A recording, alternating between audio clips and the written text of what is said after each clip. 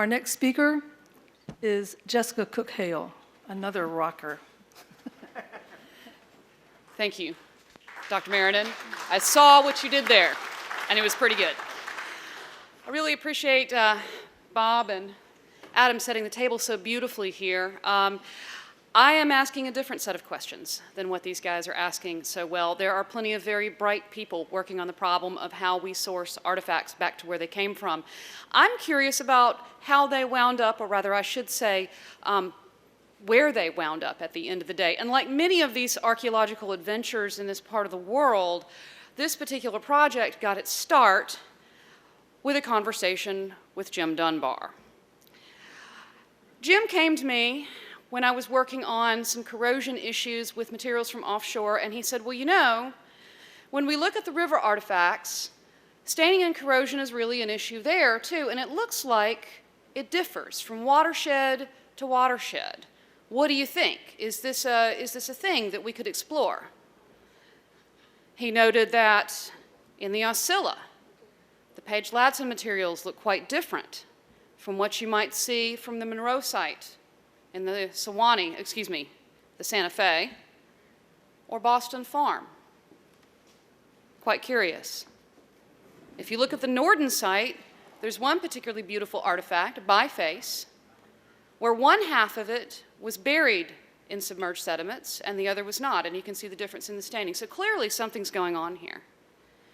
If you move to Fishhook Flats in the Wassissa, another watershed, all of a sudden you see materials that are dark colored with these very odd, I don't know how well you can see from the cast of the lights on the screen here, but there's these very odd purplish stains that you see on top of the darker staining. So that's curious.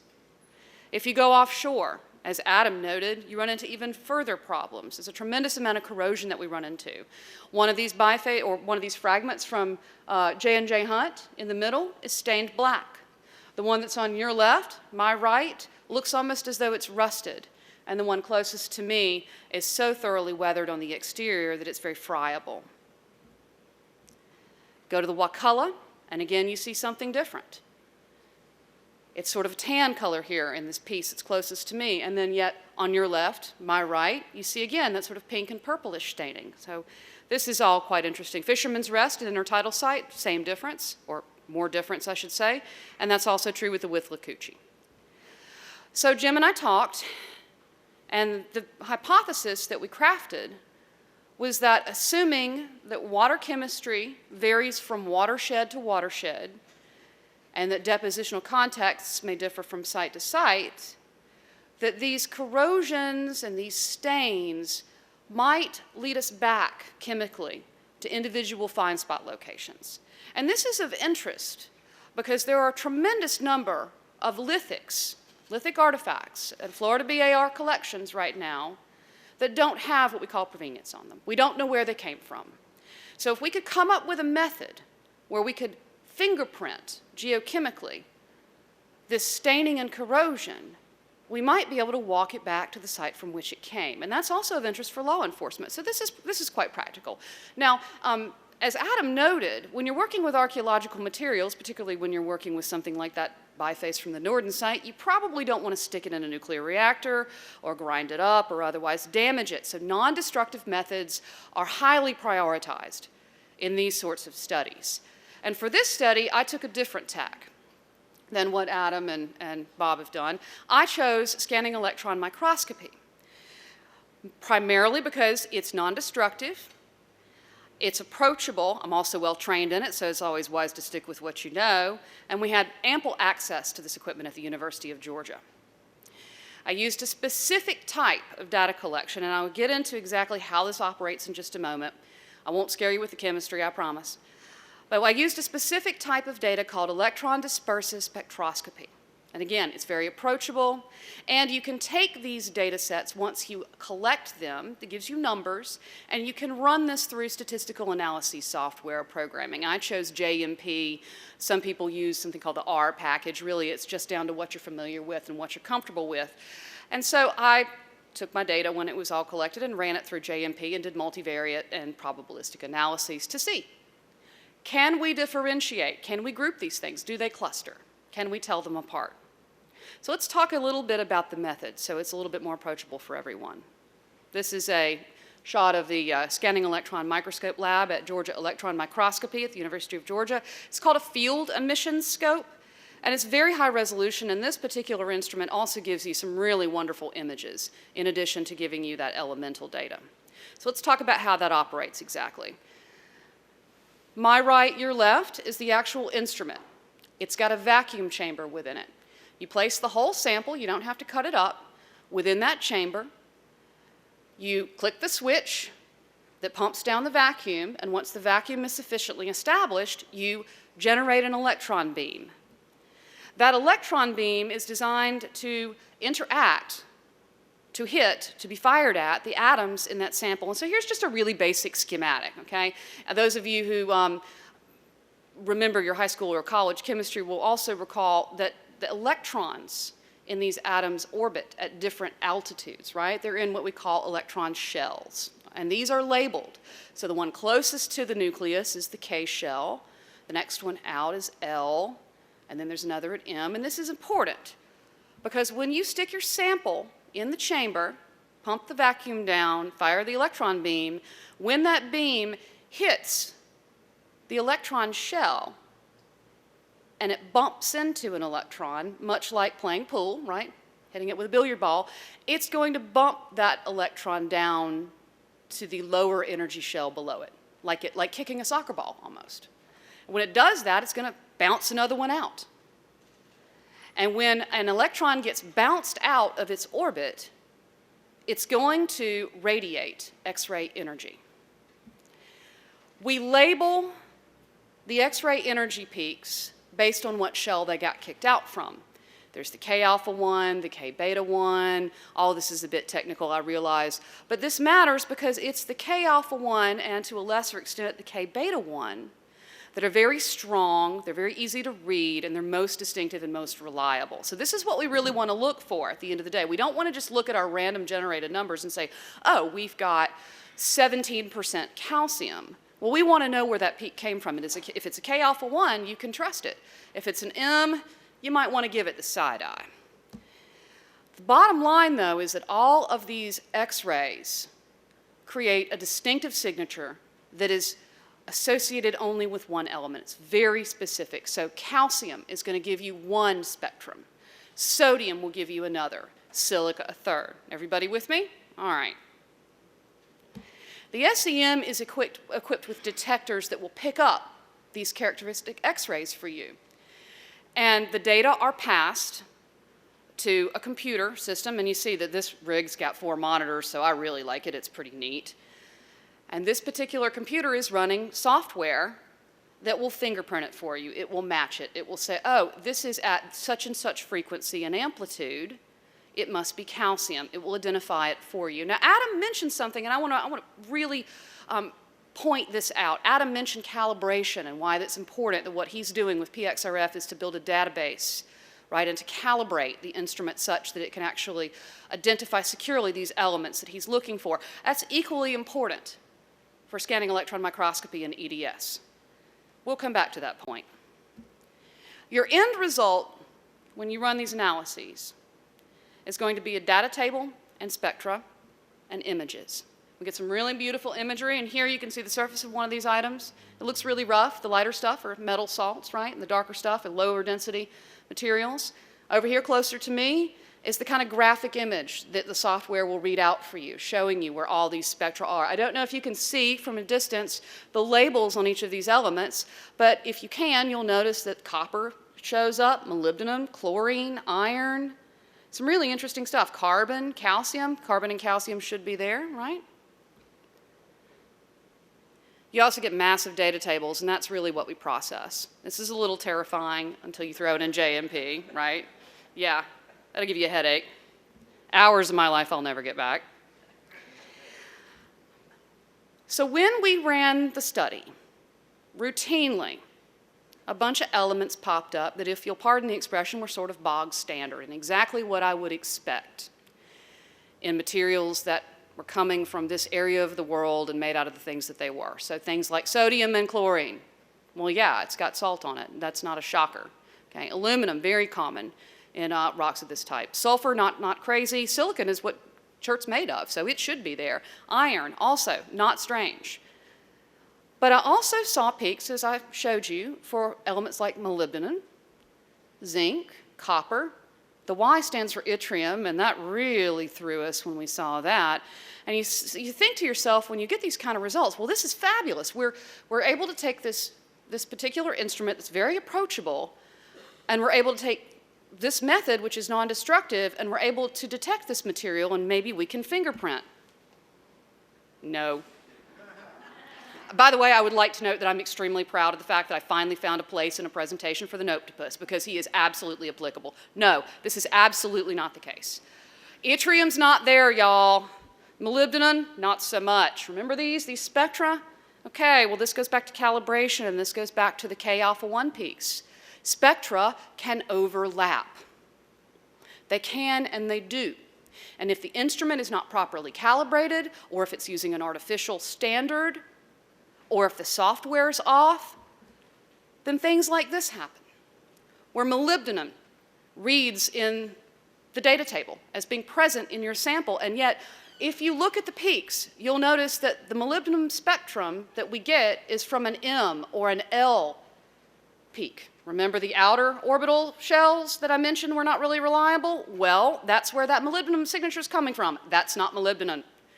Instead, if you go to the data tables, and you can look this stuff online, Brucker's got a wonderful table, it's easy to find. You go and you look at your numbers, at your frequencies, and it will show you that the L or the M signature for molybdenum actually matches the K-alpha-1 peak for sulfur. So it's not molybdenum that we're reading sulfur instead. 3 days of my life that I will never get back, ever, were spent going through every single data point that we collected to check every single readout, because this is what you absolutely must do. And every time I would look at a new data point, I would ask myself, okay, is that really yttrium in that sample? Probably not. That's a rare earth element. It ought not to be anywhere near Florida. And so then I would go back to that Brucker table, and I would find the numbers, and I would match them. And I would eliminate bad data and so forth. And so this is just data cleaning at the end of the day, right? This is the level of precision and accuracy that's necessary to get you where you're going. So I did this, and I had a headache when I was done. But when I was done, I was finally able to trust that when I put it into the software to analyze the statistics, that it would not be garbage data. So that's what I did. I used a method called discriminant function analysis. And the long and the short of it is that it assesses multiple variables, and all of our elements are variables, and it asks how they combine together to classify these data points into groups. And you ask the question, your hypothesis, well, your null hypothesis is actually that they don't group together in any discernible fashion. You hope that you can falsify that and demonstrate that these variables do create clusters. They don't. They overlap far, far, far too much. Additionally, I was able to collect a lot of data points on materials from places like the Aucilla watershed, but not so many data points on materials from places like Rainbow River. So that from a statistical point of view, looking at it mathematically, it's not going to give you a normal distribution. You can't use statistics like this. Okay, we call this parametric. It's very powerful. And if it had borne fruit, I'd be a very happy person. But it does not. And for those of you who are mathematically inclined, unfortunately, there's a formatting issue that has done something strange to the text in the second row of the table, but the bottom row is pertinent, and the entropy R squared, for those of you who like statistics and care, is negative 0.56, which means there's no correlation. It's just sort of nonsense. You will also notice that 92 out of 257 data points were misclassified. So that means that this method is just not going to get us anywhere. It's not going to get us home. So what do we do next? We can't tell the watersheds apart with DFA. Is there another way, maybe not quite as robust, but is there another way to get at this question? And actually, we're in luck. There are methods. They're called non-parametric statistics. They're not as robust. They're probabilistic, which I'll explain in a moment. But they are workable. They will at least allow you to make some inferences. They'll get you started. Right? So I chose a method called bootstrap forest. And it sounds strange, but all it does is it assigns probabilities that a data point belongs to a group based on the characteristics of prior data points. Okay? Your accuracy is going to be dependent on sample size and dependent on the number of groupings. So for example, in my data set, I had probably 25% of my points, or 23%, came from the Aucilla River watershed. So the way bootstrap forest works is it automatically assumes that there's a 23% chance that any random sample we choose comes from the Aucilla. And then it divides from there by looking at the actual variables. Now here's a huge data table. I'm not going to waste your time diving into each hierarchical level of this, but what I want you to take home from this is that once we start with our random chance and it starts examining how variables help groups break out, we do this in sort of a stepwise fashion. Okay, so you may look at a group and say, okay, we're at the top of the hierarchy. There's a 23% chance that a data point comes from the Aucilla. Now, if we look at the averages for all of these elements and see where they sit, where those mean values sit, let's say that chlorine is 1% or greater in most of the samples from the Aucilla. You go down to the next decision tree and you look for which data points have more than 1% chlorine. I'm just throwing numbers at the wall just to get the idea, just to be clear. But we look at which samples have 1% or more chlorine and which ones are from the Aucilla, and it assigns a new probability based on that calculation. Do y'all follow? It's just an iterative, stepwise process. So we've got a lot of different decision trees here, as you can see. It was able to start breaking groups out. It's not terrible. We're not sunk. That was a really, really good feeling when I found a method that was at least partially helpful. So we've got good news and bad news from this pilot study, and I want to note that whenever you do a pilot study, you're always looking at proof of concept, right? This is how we science. We go and we find out where we're wrong. Well, we're wrong that we can resolve the geochemical groups by using parametric statistics on them. And the reason that we're wrong on that point is because that method's prone to misidentifying elements. It's not going to get that really high resolution that Adam can get with NAA, all right? But the good news is it is possible to pull out misclassified X-ray peaks, to clean your data. I'm not going to say it's fun, and it would be better if we had a method or if we had tried a method that didn't require this, but it is salvageable. And from that, we can take these non-parametric probabilistic statistics and start making some limited inferences from them to see if we can build from there, okay? So the goal here is to engage in an iterative process. What I would like to do going forward is to get more data from more watersheds, more data from some of the watersheds that we already have that are poorly represented. And I would like to continue to collect this and see how these break out. Can we eventually get to the point where we can use parametric statistics? Hopefully. Furthermore, I would like to see if we can find a way to use a different type of spectroscopy on this. I mentioned that this method that I used is called electron dispersive spectroscopy. We call it electron dispersive because we're kicking electrons out of their orbital shells.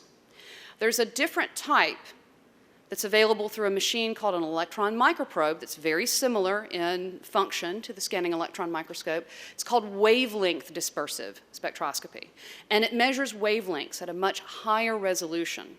The problem we have right now is that the electron microprobe at the University of Georgia is on its last legs. It might be close to older than me, which is saying something. So that was not available. I don't know when it will become available, but it is an ideal method to try going forward, absolutely. So I've got some take-home messages, and I want to leave you with these. And I think these are probably the most important things that we can glean from this particular boondoggle here. No method's perfect. I think that you've already gathered that from what Bob and Adam have had to say. We have to work with what we've got. We've got to keep trying new tools. We have to choose the most appropriate tools. EDS may not be the most appropriate tool to use for this sort of study. That being said, what's even more important is that when you choose a method, you must not take a black box approach. I see this far too often in the archaeological sciences, and yes, I will opine from the podium.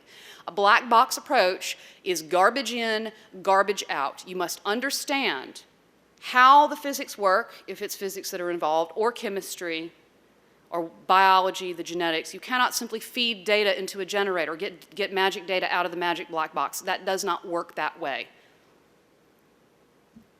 I will also say that we set ourselves up for complexity and nuance and difficulty with this study.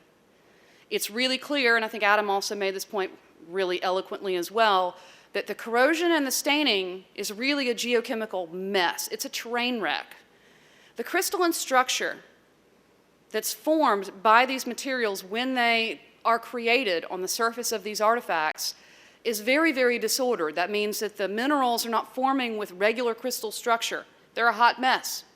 And that means that any method you throw at it is probably going to make some of this difficult to resolve, and so you have to know that going in. That being said, I think we can make this work. I think we've proven that the proof of concept's not wrong. We haven't falsified the hypothesis, or we haven't completely falsified the null hypothesis, right? But we need more data. We absolutely need more data, and we need more data probably collected using WDS. So stay tuned. I'm not going to give up on this anytime soon. I will tell you that certain groups already do stand out. For one thing, you can tell the saltwater materials apart from the freshwater very, very easily, so that's progress. All right? The Aucilla stands out really well, particularly materials from Math and Childers and anything from the Little River section. So there's a lot of room to be very optimistic. So we'll keep at it. Y'all stay tuned. And in the meantime, thank you very much for your time and your attention. Really appreciate it. I would also like to note it was Jim's idea, with all that that brings with it.